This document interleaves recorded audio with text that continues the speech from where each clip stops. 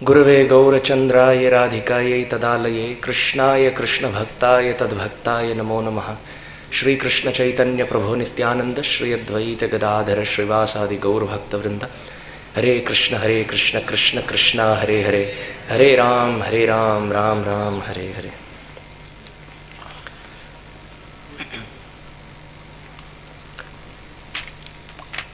पाँच मिनट का समय है तो मैं प्रयास करूंगा कि जो श्रील गुरु महाराज के श्रीमुख से सुनने का ये बहुत सुंदर अवसर प्राप्त है, श्रील गुरु महाराज का ही कुछ प्रसादी उच्चिष्ट में प्रस्तुत करूं। सर्वप्रथम श्रील गुरु महाराज के चरण कमल में, गुरु महाराज के छत्र छाया में पूर्ण रूप से आश्रय लेकर उनकी कृपा याचना करते करते यही भीख मांगता हूँ कि सही समय पर सही भाव से सही शब्दों के प्रयोग से भगवान की स्तुति हो सके। इस शरीर की माता भी उपस्थित है, मेरे माँ को भी पूर्ण रूप से दंडवत देता हूँ। सब त्रिदंडी गण यहाँ उपस्थित हैं, वरिष्ठ वैष्णव उपस्थित हैं, आप सबको दंडवत प्रणाम।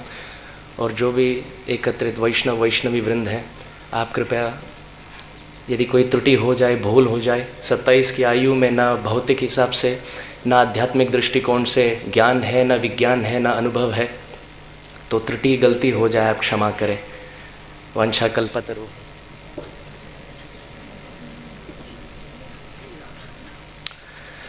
तो शास्त्र में एक बहुत सुंदर श्लोक है। प्रश्न पूछा गया कि वास्तविक अमृत कहाँ पाया जाता है। अबधौ विधौ वधुमुखे फणिनाम निवासे स्वर्गे सुधा वसति वै विबुधा वदन्ति। जब ये प्रश्न पूछा गया कि वास्तव अमृत कहाँ पाया जाता है, तो जो विभूत गण हैं, जो पंडित हैं, ये 5 स्थान का उल्लेख करते हैं। पहला स्थान है अबधौ, सप्तमी विभक्ति का प्रयोग है अबधौ। कहाँ पाया जाता है अमृत?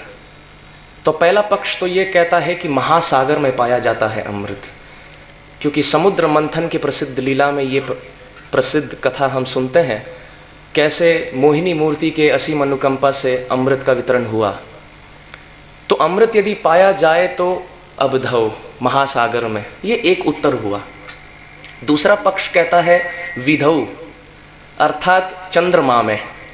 सोमरस पीने का जो अवसर है ये अमृत समान है, तो शायद ये कह सकते हैं कि अमृत का वास्तविक अस्तित्व या निवास स्थान चंद्रमा हो। ये दूसरा उत्तर।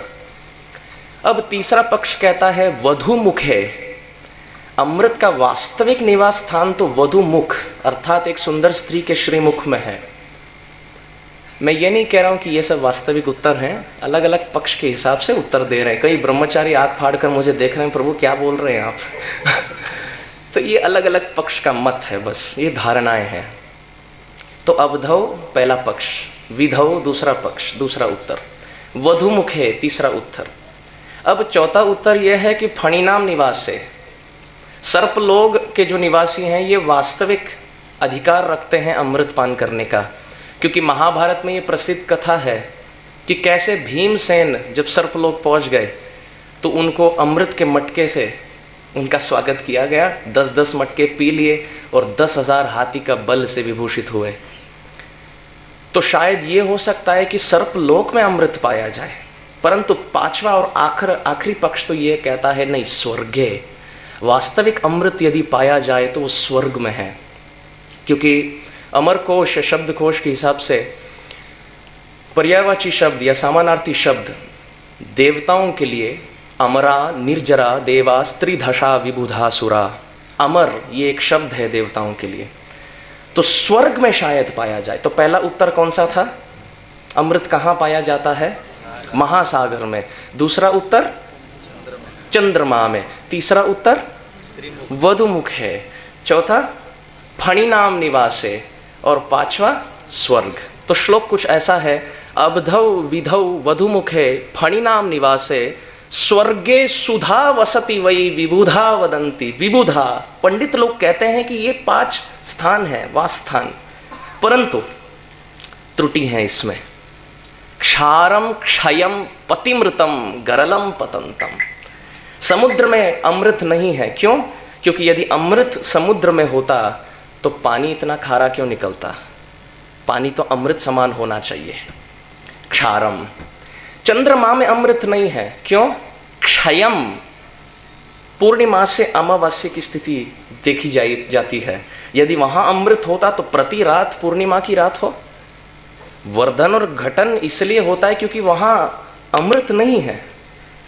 और क्षारम क्षयम पति मृतम, वधुमुख को निहारने वाले पति भी मरते हैं। एक दिन उनका भी मरण होता है, निश्चित है। तो यदि स्त्री मुख में अमृत होता तो उनको देखने वाले, दर्शन करने वाले पति अमर हो जाते, पर पति मृतम। चौथा उत्तर तो यह था कि सर्पलोक में वास हो, परंतु गरलम, यदि वहां अमृत हो तो सर्प के कंठ में विष क्यों पाया जाता है? तो वहां भी नहीं है। और स्वर्ग में यदि अमृत होता तो आ ब्रह्म भुवनालोक पुनरावर्तिनोर्जुना, वहां से पतन क्यों होता? तो ना महासागर में है, ना चंद्रमा में है, न वधुमुख में है, न सर्पलोक में है, न स्वर्ग में है। तो है कहां? अब्धौ विधौ वधुमुखे फणिनाम निवासे स्वर्गे सुधा वसति वै विबुधा वदन्ति क्षारम क्षयम पतिमृतम गरलम पतंतम कंठे सुधा वसति वै भगवज्जनानाम। यदि सुधा का निवास स्थान है कहीं तो उन्हीं उच्च कोटि, उच्च श्रेणी, सर्वोपरि भागवत प्रिय, भागवत प्रवक्ता महाजन के कंठ में वास करता है सुधा। हमारा क्या सौभाग्य रहा है। अनंत बार मां के घर में हम भ्रमण किए हैं, अनंत बार अलग अलग शरीर धारण करके इस ब्रह्मांड में हम भ्रमण किए हैं। अब दुर्लभ मानव शरीर प्राप्त हुआ है, उसमें भागवत पथ पर श्रद्धा भी जागृत हो गई है। कार्तिक के पावन पर्व में श्रीमती राधारानी के ब्रज धाम में भक्तों के समक्ष उपस्थित होकर भागवत कथा का रसपान उनके श्रीमुख से हो रहा है जो भगवत जन हो। तो वास्तविक सुधा यदि कहीं है तो जिस स्थान में हमारा परम सौभाग्य है बैठने का, उपस्थित होने का, ना महासागर में अमृत है, न चंद्रमा में अमृत है, न वधुमुख में अमृत है, न स्वर्गलोक में अमृत है, न स्वर्ग में है। यदि अमृत, वास्तविक भागवत अमृत कहीं बह रहा है, प्रवाहित हो रहा है तो यहीं से हो रहा है। तो ये कहते कहते मैं विराम दे दूंगा। श्रीला गुरु महाराज ने जो अमृत पान हमें कराया है सालों साल, हम सत्शिष्य बनकर इसी अमृत को ग्रहण करने की चेष्टा करें।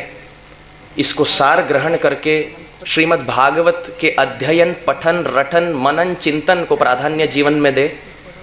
नाम जप और श्रीला कृष्ण के श्री विग्रह को बारंबार प्रणाम करने की चेष्टा करें और श्रीला प्रभुपाद जी को हमारे जीवन में प्राधान्य दे। यही श्रीला गुरु महाराज के उपदेशों का सार है। यही कहते कहते मैं अल्प विराम दूंगा। वांछा शांति शांति शांति।